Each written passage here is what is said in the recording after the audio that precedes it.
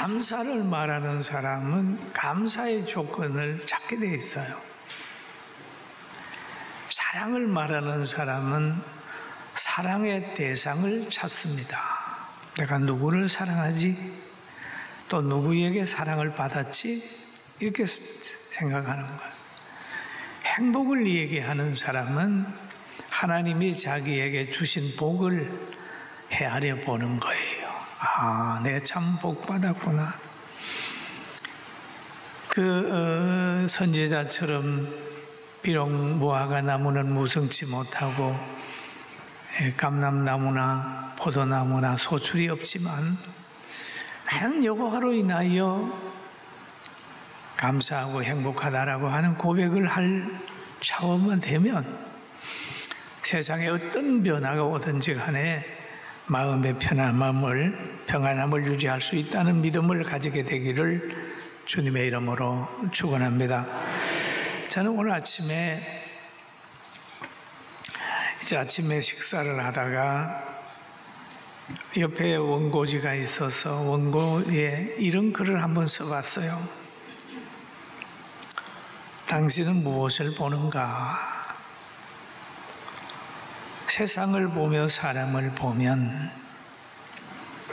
분노와 좌절을 맛보고, 바람을 보며 흐르는 물을 보면 허무와 빈곤을 깨닫는다.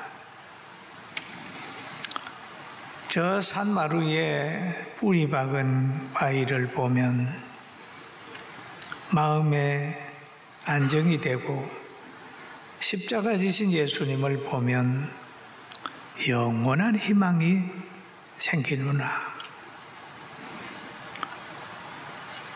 현재의 아픔을 성화의 재료로 삼아 천국의 기쁨을 맛보며 범사의 감사로 호흡하리라 라는 말이 생각이 나서 한번 적어봤어요.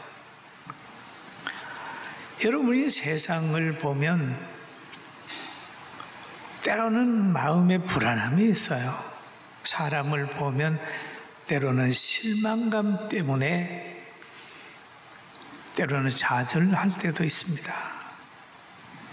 그러나 우리는 예수님을 바라보면서 십자가로 연결되는 부활의 코스로 뚜벅뚜벅 걸어가는 우리 성도들 되기를 주의 이름으로 축원합니다.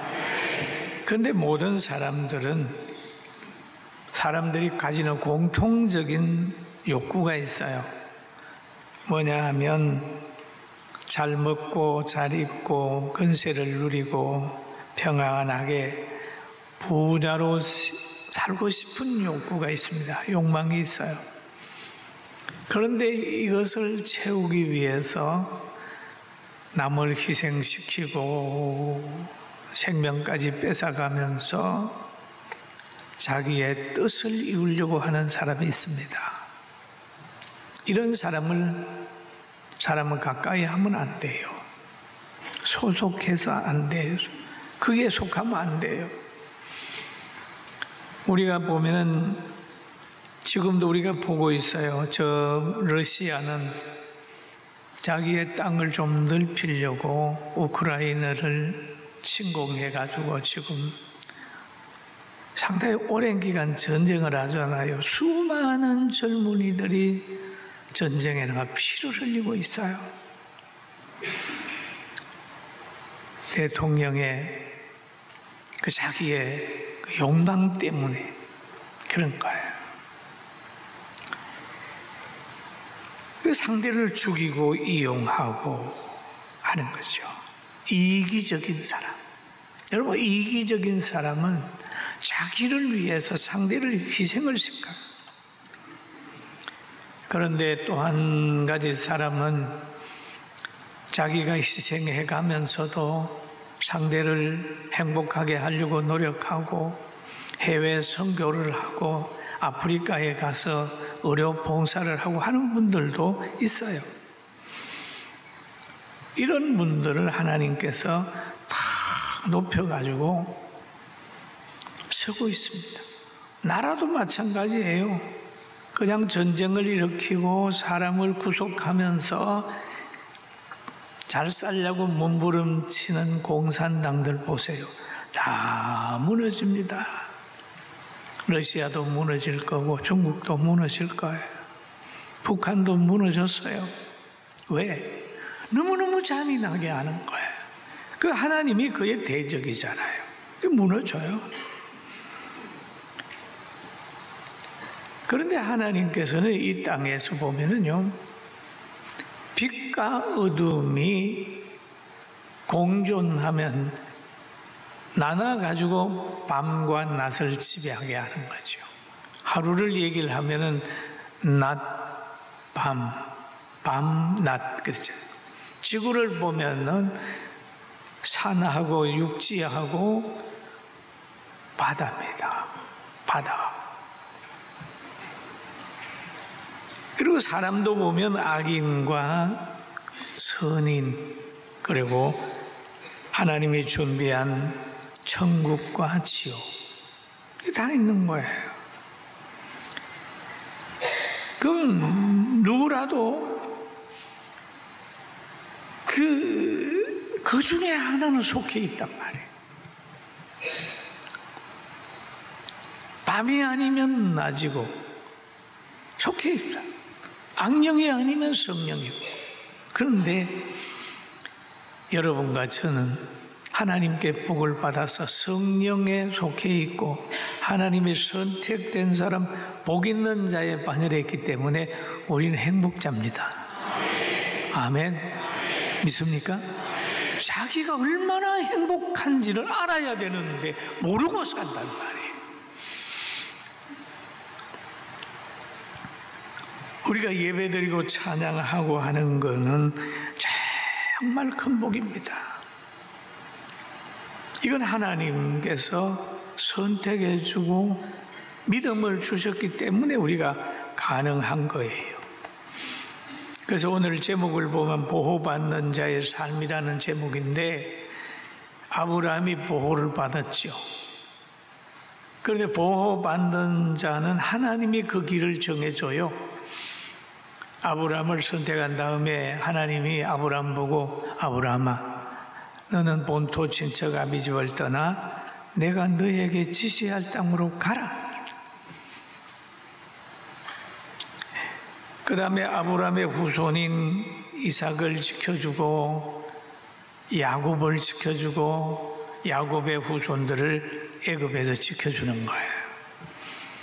그러면 선택받았다는 거 얼마나 행복입니까? 그러나 선택받은 사람이 가는 길은 때로는 피곤하고 힘들 수 있어요. 여러분, 본토 친척 아비집을 떠나는 거 쉽지 않습니다. 그런데 하나님이 아브라함 보고 떠나라고 그래요. 백세에 얻은 아들을 제물로 드려라. 쉽지 않습니다. 불가능한 거예요. 그런데도 그걸 요구했죠. 그러나 아브라함은 하나님의 선하심을 알기 때문에 떠나고 순종했더니 아브라함의 후손으로 인하여 많은 사람들이 행복해졌어요.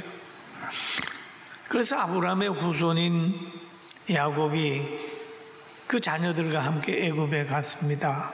가서 400년 동안 막 계속 번성을 했어요. 번성을. 그런데 하나님이 택한 백성의 기도 소리를 하나님이 듣고 계셨고 그들의 고통당하는 걸 보고 계셨습니다. 성경에 보면은 하나님이 그들의 부르짖음을 듣고 그들의 고통스러운 모습을 보고 그랬거든요. 하나님은 알고 계시고 형편도 알고 건강도 알고 환경도 알고 생각도 아는 거예요. 우리 생각을 다 아세요. 누가? 하나님이 알고 계셔요. 여러분이 어렵다고 생각이 되시면 좌절하지 마세요. 하나님이 알고 계시고 보고 계십니다. 어린 아이가 혼자 걸어가는 것 같아도 부모가 옆에서 보고 있으면 그 아이는 안전합니다. 왜? 위기가 오면 저 짐승이 오든지 구렁텅이가 있으면 쫓아와서 하나님 부모가 건져주듯이 하나님은 우리를 건져줄 겁니다. 아멘. 저는 목회하면서 그걸 너무 많이 체험해가지고 어떤 어려운 문제가 오면 하나님의 계획이 있겠지 하고 기다리면 하나님이 그 계획을 또 줘요. 하루 이제 발전해 봤어요. 앞으로도 그렇게 될 줄로 저는 확신합니다. 할렐루야. 그런데 이스라엘 백성이 애굽에 살아가는데 왕이 무자비하게 박해를 했어요. 얼마나 박해를 했냐 하면 그럽니다. 왕이 산파들을 불러가지고 지령을 내리는 거예요. 애굽에 있는 사람 말고 그 이스라엘 사람들이 아이를 놓거든 남자거든 죽여라. 남자들을 죽여라. 그 산파들에게 얘기를 하는 거예요.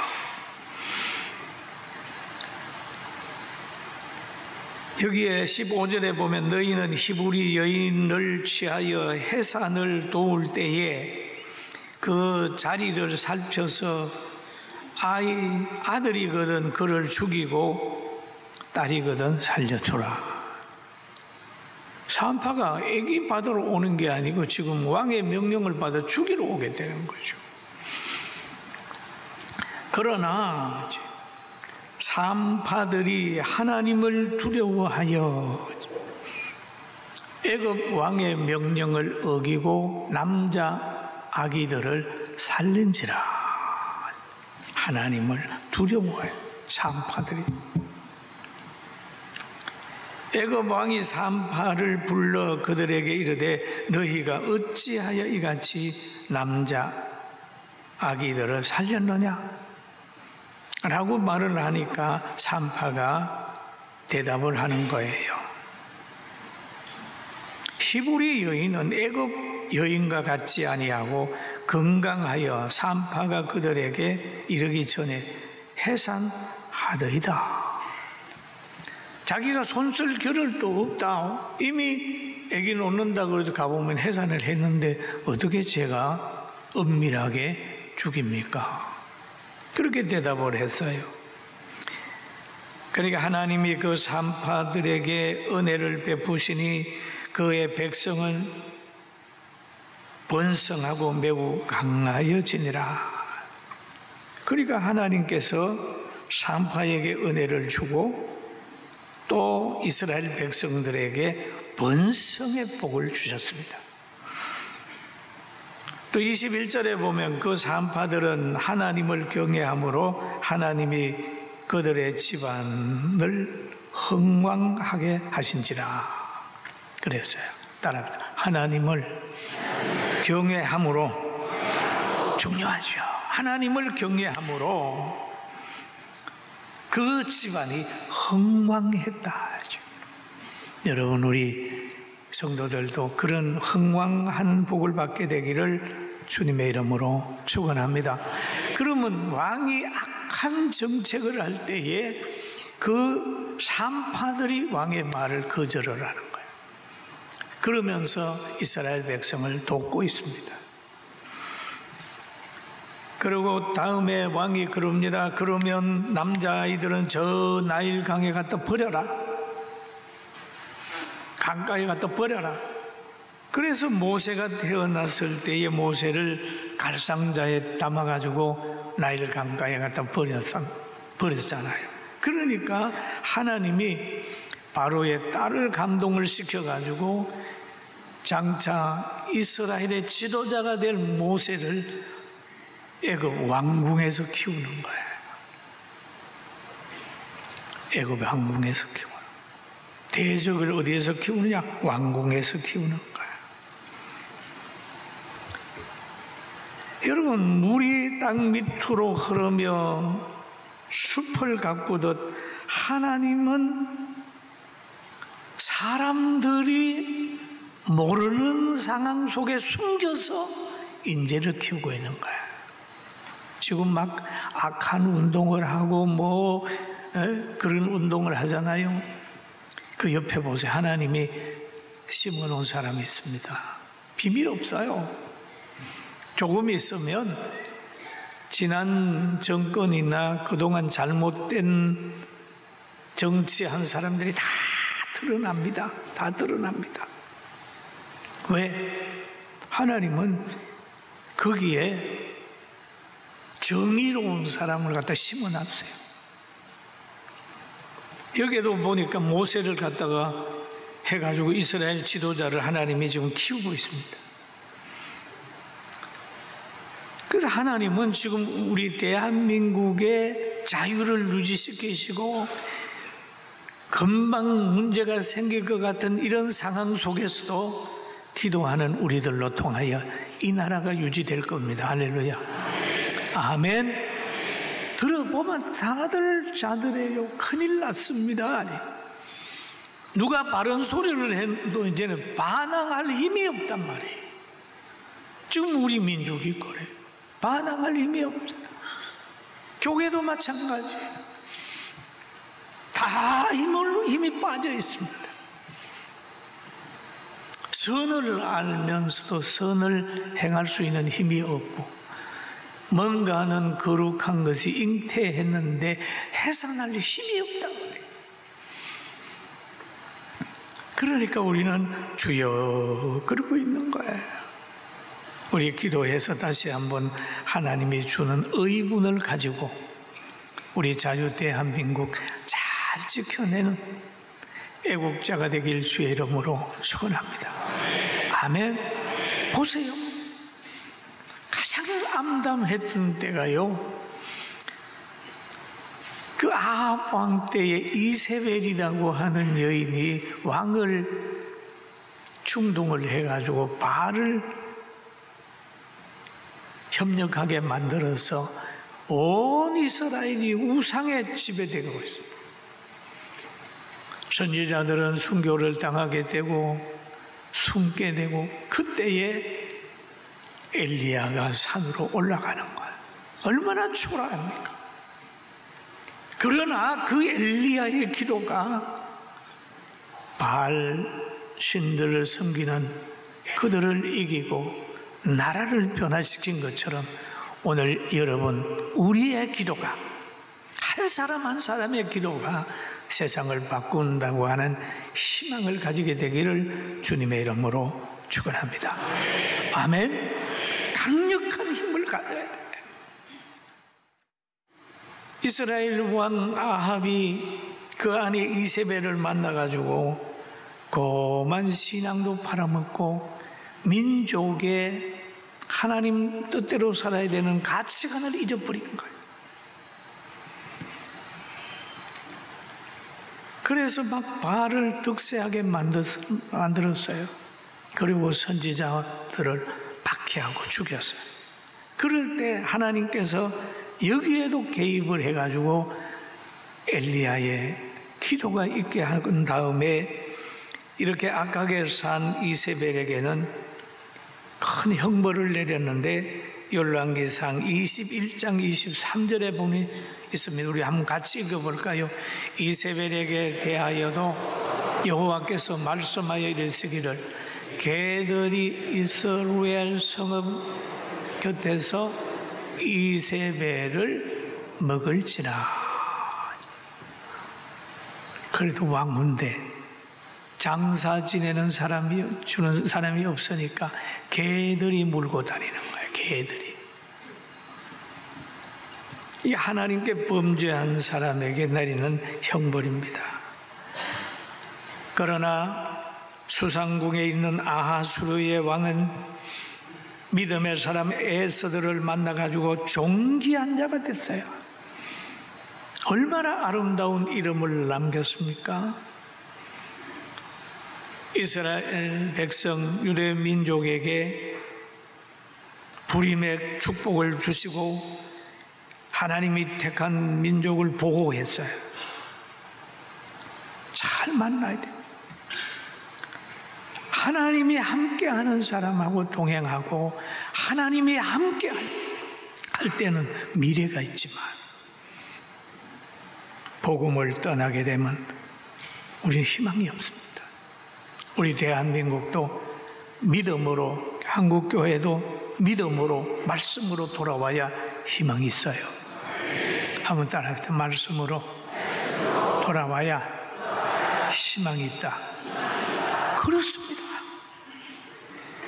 그리고 성경에도 그런 말이 있어요. 복 있는 사람은,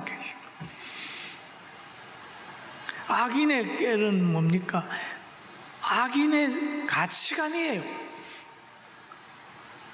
세상의 가치관, 꾀. 악인의 꾀는 뭡니까? 남을 속이든지 남의 거라도 해서 자기를 유익하게 하려고는 악인의 꾀가 있잖아요. 믿지 않는 사람들이 가는 그 길, 오만한 자리에 앉지 않는다. 복 있는 사람. 그리고 여호와 율법을 즐거워하여 그 율법을 주야로 묵상한다. 그는 시냇가에 심기운 나무 같다. 철을 따라 열매를 맺으며 그 잎사귀가 마르지 아니함 같으니 그가 하는 모든 일이 형통하다. 의의 악인은 그렇지 않으며 바람에 나는 겨와 같도다. 그러므로 악인들은 심판을 견디지 못하며 죄인들은 의인의 해중에 의인들의 모임에 들지 못하리로다. 여러분, 죄를 지면요, 세속에 빠지면요, 제일 먼저 나타나는 현상이 있어요. 교회에 오기 싫습니다. 교회에 오는 것이 멀어집니다. 그게 정세입니다. 감기 걸리면 열나죠. 때로는 머리 아프지요. 힘이 없지요. 그럽니다마는 신앙이 약해지면, 하나님을 멀리하게 되면, 다른 것에 마음을 많이 쓰게 되면 교회에 오는 것이 뜸해지고 설교가 귀에 안 들어와요. 이건 하나의 신앙이 병든 증거예요. 여러분, 우리는 의인으로 살아서 하나님의 말씀이 귀에 속속 들어오는 복을 받읍시다. 할렐루야. 아멘. 여러분, 예수님에게 와야 희망이 있어요.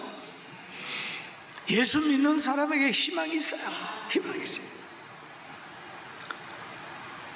저는 지금까지 느껴봐도 예수 믿는 것밖에 희망이 그거밖에 없어요. 예수 잘 믿으면 죽어도 희망이 있는 거예요. 실패해도 희망이 있는 거예요. 왜? 회복할 거니까. 요한복음 8장 우리 33절 한번 같이 읽어보도록 하겠습니다. 그들이 대답하되 우리가 아브라함의 자손이라 남의 종이 된 적이 없거늘 어찌하여 우리가 자유롭게 되리라 하는. 예수께서 대답하시되 진실로 진실로 너희에게 이르노니 죄를 범하는 자마다 죄의 종이라. 죄를 범하는 자마다 죄의 종이라. 종은 영원히 집에 거하지 못하되 아들은 영원히 간다. 그잖아. 종은 그냥 일하다가 가는 거예요. 이용당하면 가는 거예요. 그러나 그 아들은 그 집에 영원히 거하는 거예요. 여러분, 하나님의 사람 돼서 영원히 교회와 함께 천국까지 함께 동행하는 축복이 있기를 주의 이름으로 축원합니다. 여기 보니까 그럽니다. 그러므로 아들이 너희를 자유케 하면, 예수님이 너희를 자유케 하면, 자유롭게 하면 너희가 참으로 자유를 얻는다. 예수님 안에서 진정한 자유가 있어요. 이 자유 가지고 오늘도 승리하는 자로 살기를 주의 이름으로 축원합니다. 여러분은 자유자예요. 죄에 눌려있지 말고, 환경에 눌려있지 말고 탄식하는 것보다는 원수 갚는 곳이 하나님께 있습니다. 다 맡기고 힘들고 어려울 때 조용히 기도실에 들어가서 하나님께 기도해서 갈멜산의 그 영광과 축복을 체험하면서 살게 되기를 주님의 이름으로 축원합니다. 하나님이 우리나라를 지키십니다. 때로는 기도할 때 우리 대한민국은 아는 것만큼 고민이 생겨요. 그래도 하나님을 바라보면 희망을 가질 수 있어요. 오늘 예수 믿는 사람의 그 삶을 살면서 진정 자유를 가지고 살게 되기를 주님의 이름으로 축원합니다.